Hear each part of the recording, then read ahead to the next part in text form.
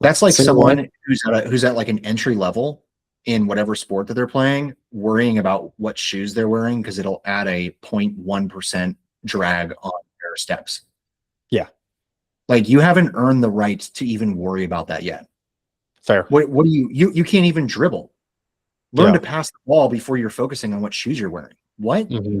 And so that's when I tell people that, I'm like, you can worry about that later. That's fine. But you don't even have an offer that's working. So don't worry. So I'm actually really glad. I'm very proud that you're saying like, hey, I've changed my behavior. Most important to me is if someone tells me I've changed my behavior for something that you have stated, that is a net positive, because the only goal of any sort of informational exchange is some form of behavioral change. If you're working with a client and your client's not calling your leads, what word track do you tell your clients that will be most likely to change their behavior so they get better results, and therefore they attribute those results to the work that he does?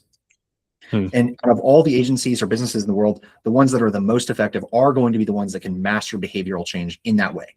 Yeah. Because a sucky agency will say, I give up, I'm not doing this, I'm out. Good luck, you can't call your leads, bye. Yeah. Bad communication, you can't change your client's behavior, and therefore you're going to be known as a failure. Mm-hmm. Whereas if you're a very excellent communicator and you can communicate to your clients, hey, you're going to need to call your leads, or even better, take a step back. You have the framework, right? Cape's framework, and you guide them and you say, hey, I really appreciate that we're able to market on this. I'm so glad that we can work together, right? Compliment, align. When we started working together, do you remember what you said the goal was? To make more money. Absolutely, right? Like we're here to make money. I'm here to provide great agency services to you and help you scale, right? Okay, cool. Based on the numbers and metrics that we're looking at and all the companies that I've worked with or seen behind the scenes, I can tell you that the most important thing that we can do right now today is call your leads as soon as they come in. This will mean for you, and then you frame it with a story. Let's say there's two business owners. Business owner number one has a lead to show rate, right? Lead to show is a very good percentage to have. That's the proxy for lead quality. Everyone says, what's lead quality? I'm like, it's right there. It's on your dashboard. That's a proxy for lead show. But the reason that I don't tell them that is, why are you worried about your lead show if you're not even closing deals? You're spending $100 a month on ads. You're like, you worrying about how many leads you're showing isn't going to move the needle for you. So you're telling them a story, you're giving them an evidence or a frame for why what they're doing is not working. Let's say we have two business owners. Business owner number one never calls their leads and just waits for people to show up. Business owner number two calls their leads within 5 minutes and books 3 times as many business owners, and the close rate and everything else is exactly the same. Who's going to make more money? And I was like, well, obviously the guy who's booking more sales calls. Exactly, right. I want you to be business owner number 2 that's making more money, right? Mm-hmm.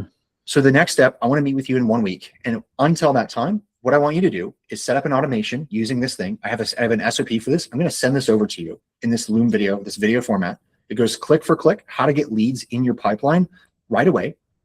And I want you to delegate someone to call the leads during business hours within 5 minutes of picking up the phone. That's their one job.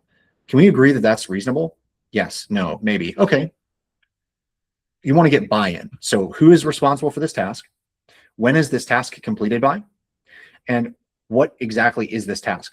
The expectations are set, calling within 5 minutes with the script that we've given you, right? So you're saying very clear, there's no ambiguous, I didn't know this, I was supposed to do that, right? You're telling them very clearly, this is what you do. This is who I expect it to be done by.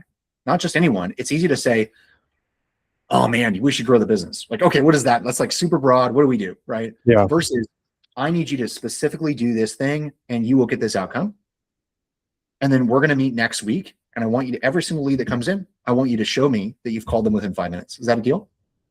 And they can say, yes, deal. In which case, by the next time, if they haven't done that, you can say, hey, what happened here? Because you said, they can't blame you.